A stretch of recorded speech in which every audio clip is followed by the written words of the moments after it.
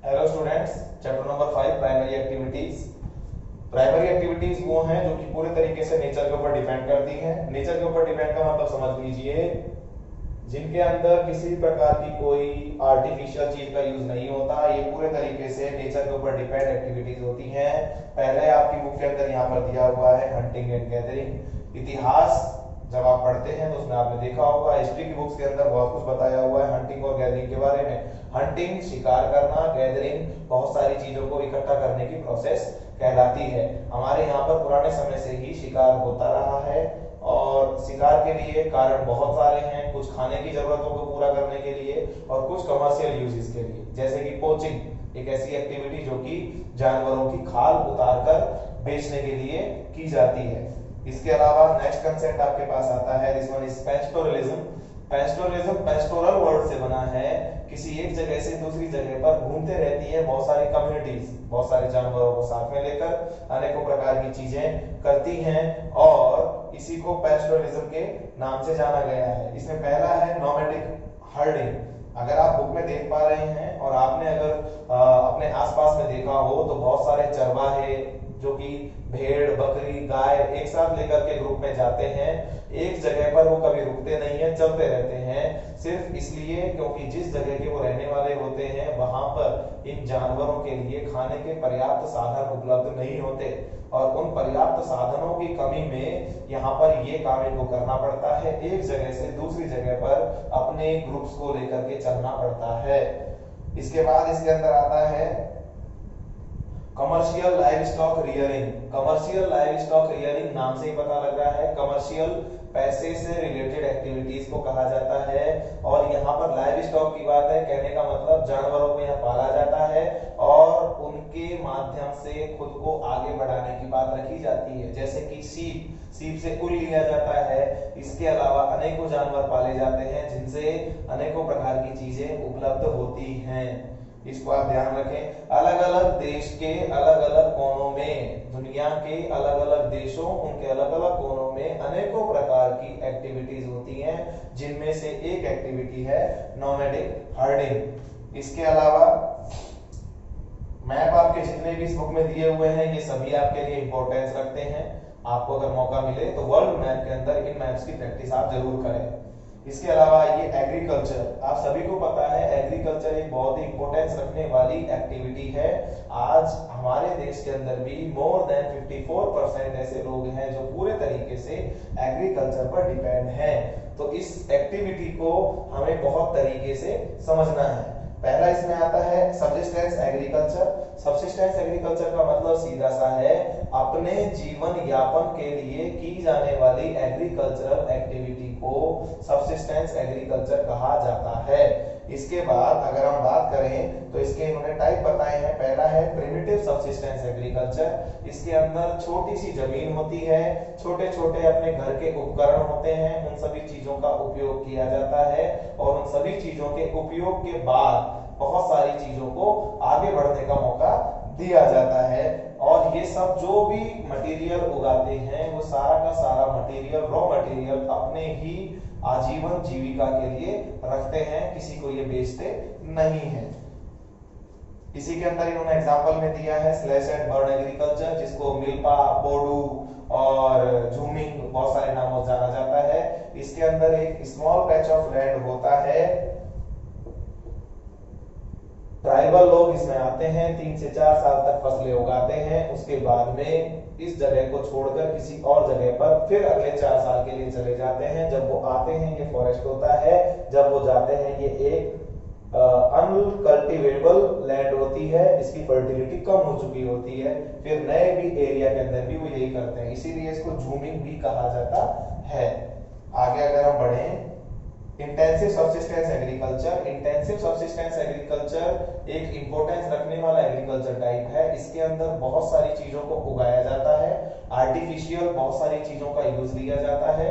उनके माध्यम से जब भी कुछ मटेरियल जनरेट होता है तो उस जनरेटेड मटेरियल को कुछ अपनी जरूरत पूरी करने के लिए और सरप्लस को बेचने के लिए मार्केट में उतार दिया जाता है।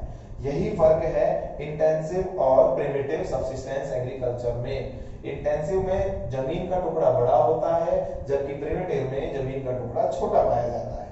इसके बाद इसी का एक टाइप यहाँ पर दिया गया है, this one is plantation. Plantation बहुत गहराई से समझने वाला कंसेप्ट। प्लांट जब हम कोई लगाते हैं तो बहुत छोटा होता है और एक निश्चित हाइट के ऊपर बढ़ करके एक निश्चित समय तक वो अपना जीवन रखता है। उसी तरीके से प्लांटेशन क्रॉप्स हैं। ये छोटी छोटी क्रॉप्स होती हैं, लेकिन इनसे बार बार फसलें जनरेट की जा सकती हैं, जैसे टी, कॉफी, शुगर केन, ये इसके बड़े एग्जाम्पल हैं।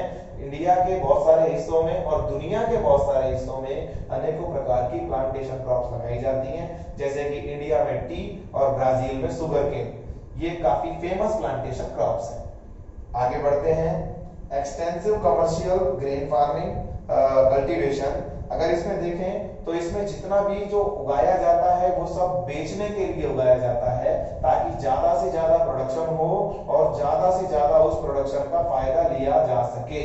और उसके फायदा लेने की बात में सबसे बड़ी लॉजिक वाली बात आती है कि जितना भी मटेरियल है उसको बहुत ही तेज गति की मशीनों से और साथ ही साथ अनेकों प्रकार की दवाइयों का यूज लेकर के उगाया जाता है, ताकि ज्यादा से ज्यादा फायदा लिया जा सके। इसके बाद आइए नया concept, this one is mixed farming. Mixed farming आपके ज्यादातर अमेरिका के जो पार्ट्स हैं उनमें ज्यादातर किया जाता है। इसमें फसलों का चक्र चलाया जाता है, किसी मौसम में कोई फसल, किसी मौसम में कोई फसल, बदल बदल के फसलों को लगाया जाता है।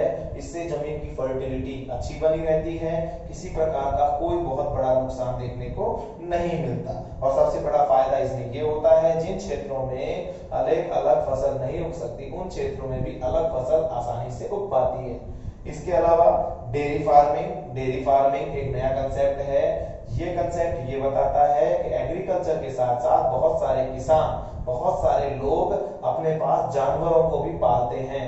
वो जानवर जिनसे वो दूध, मीट, मटन, अनेकों प्रकार की चीजें प्राप्त करते हैं और अपने जीवन को चलाते हैं। ये डेयरी फार्मिंग है। इसके बाद में आता है मेडिटेरेनियन एग्रीकल्चर। इसके अंदर ज्यादा बड़ी बातें नहीं है, ये ज्यादातर वो चीजें होती हैं जो कि बेचने के लिए उगाई जाती हैं। जैसे इसमें एक एग्जांपल आपको दिया गया है विटीकल्चर। विटीकल्चर एक एक्टिविटी है, ये एग्रीकल्चर का ही एक टाइप है, लेकिन इसको एक स्पेसिफिक मटेरियल के साथ जोड़ा गया है। इसको जोड़ा गया है ग्रेप्स की खेती के साथ। अंगूरों की खेती की जो प्रक्रिया होती है उसे विटीकल्चर कहा जाता है। दोबारा इस बात को ध्यान दें, अंगूरों की खेती करने की जो प्रक्रिया है उसे विटीकल्चर कहा जाता है। और फलों, सब्जियों और फूलों को उगाने की जो एक्टिविटी होती है उसे हॉर्टिकल्चर कहा जाता है। फलों, फूल और सब्जियों को उगाने की एक्टिविटी हॉर्टिकल्चर और ग्रेप्स को उगाने की एक्टिविटी को विटीकल्चर कहा जाता है। मार्केट गार्डनिंग एंड हॉर्टिकल्चर, जैसे मैंने आपको बताया, मार्केट गार्डनिंग जो भी कुछ उगाया जाए मार्केट्स के लिए उगाया जाए, और हॉर्टिकल्चर अलग अलग प्रकार के फल, फूल और सब्जियों को उगाने की प्रक्रिया, ये हॉर्टिकल्चर है। इसके बाद आता है ट्रक फार्मिंग। बहुत हैवी और बल्की मटेरियल उगाया जाता है, अनेकों प्रकार की चीजों को जनरेट किया जाता है सिर्फ और सिर्फ सभी लोगों की जरूरत पूरी करने के लिए। ज्यादातर ये कमर्शियलाइजेशन के अंदर काम आने वाली फार्मिंग है। इसके अंदर कोई स्पेसिफिक फसल उगाई जाती है जो कि काफी ज्यादा वेट रखती है और साथ ही साथ कंटिन्यू ट्रेवलिंग के अंदर चलती रहती है, उसे ट्रक फार्मिंग का नाम दिया गया है। आगे बढ़िए, कोऑपरेटिव फार्मिंग, नाम से ही आपको पता लग रहा है कोऑपरेटिव। इसमें किसानों की पूरी ग्रुप होती है, वो पूरा ग्रुप मिलकर के काम करता है और वही ग्रुप तय करता है कि किस समय पर किसे क्या करना है, और इस आधार पर कॉर्पोरेशन के माध्यम से एक बड़े लेवल पर खेती की जाती है और काफी अच्छा मुनाफा कमाया जाता है। कोऑपरेटिव नाम से ही आपको पता लग रहा है, विद कॉर्पोरेशन, एक किसान की जमीन नहीं अनेकों किसान, एक किसान की मेहनत नहीं अनेकों किसान। आगे की बात कलेक्टिव फार्मिंग। इसके अंदर देखिए, the basic principle behind this type of farming is based on social ownership of the means of production and collective labour. लोगों को एक साथ इकट्ठा करके मेहनत करवा के उनसे अनेकों प्रकार के काम करवा के बहुत सारा प्रोडक्शन करवाया जाता है, उसको इन्होंने कलेक्टिव फार्मिंग बोला है। और कलेक्टिव फार्मिंग के ही मॉडल को इन्होंने कोलखोज का नाम दिया है। Kolkhoz was introduced in erstwhile Soviet Union to improve upon the inefficiency of the previous methods of agriculture। कोलखोज जो है एक प्रकार का मॉडल अपनाया गया जिसके माध्यम से सोवियत यूनियन का जो बहुत सारा हिस्सा है उस पर्टिकुलर हिस्से को इंप्रूव करने की बात रखी गई कि आखिर किस तरीके से एग्रीकल्चरल फील्ड जो है वो उससे इंप्रूव कर सकते हैं और इसका फायदा डे बाय डे किसानों को मिला भी है। और लास्ट आपके पास जो एक्टिविटी आती है इस चैप्टर के अंदर, this one is mining. Mining भी पूरे तरीके से नेचर पर डिपेंड है। इंसान ने ना कोयले को बनाया ना किसी पेट्रोलियम प्रोडक्ट को। माइनिंग के माध्यम से अनेकों प्रकार के मटेरियल को जमीन से एक्सट्रैक्ट किया जाता है और उसको हम यूज में लेते हैं। इसमें इन्होंने माइनिंग के लिए फैक्टर्स बताए हैं। The profitability of mining operations thus depends on two main factors. Physical factors improve the size, grade and the mode of occurrence of the deposits। जिस भी माध्यम से जो फसल जो भी कुछ आपने माइनिंग से निकालने की कोशिश कर रहे हैं वो किस साइज का आ रहा है, उसकी क्वालिटी क्या है, ग्रेड क्या है, इन सभी चीजों का इसमें ध्यान रखना जरूरी है। जितना अच्छा ग्रेड होगा उतना अच्छा इन फ्यूचर आपका ट्रेड होगा। और सेकंड है economic factor such as the demand for the mineral technology available, used capital to development infrastructure and the labour and transport cost. अनेकों प्रकार की चीजें ऐसी भी हैं जो इकोनॉमिकली प्रभाव डालती हैं, जैसे कि type of material, type of mineral और ट्रांसपोर्ट फैक्टर। ये सब चीजें मिलकर के बहुत सारे काम को आगे प्रभावित करती हैं। ट्रांसपोर्ट एक बड़ा मीन्स आपके लिए, आप इस बात को समझ सकते हैं कि ट्रांसपोर्ट के बिना कोई काम नहीं होता और ट्रांसपोर्ट आज के समय में काफी खर्चे वाली एक एक्टिविटी है। इसके आगे बढ़िए methods of mining. Methods of mining के अंदर इन्होंने आपको काफी नाम दिए हुए हैं। ओपन कास्ट माइनिंग, ऊपर की जमीन से ही खुदाई करते हुए जब चीज निकाली जाती है वो। फिर आता है इसमें साफ्ट माइनिंग। साफ्ट माइनिंग के अंदर एक बड़ी टनल बनाई जाती है, उस टनल के माध्यम से माइनिंग करके बहुत सारा मटेरियल बाहर निकाला जाता है और इसको इन्होंने एक नया नाम और दिया हुआ है, this one is underground mining method. इसके बाद में मैं नहीं मानता कि आपकी बुक में कोई ऐसे ही खास कोई कंसेप्ट बचता है। बस बात रखने वाली यहां पर जो है वो सिर्फ एक ही बात है, प्राइमरी एक्टिविटीज वो सारी एक्टिविटीज होती हैं जो कि नेचर पर डिपेंड करती हैं। अगर आपको ये चीज पूरे तरीके से क्लियर है तो आपको ये चैप्टर भी क्लियर हो जाएगा। मैं उम्मीद करता हूं आपको चैप्टर समझ में आया होगा। Thank you.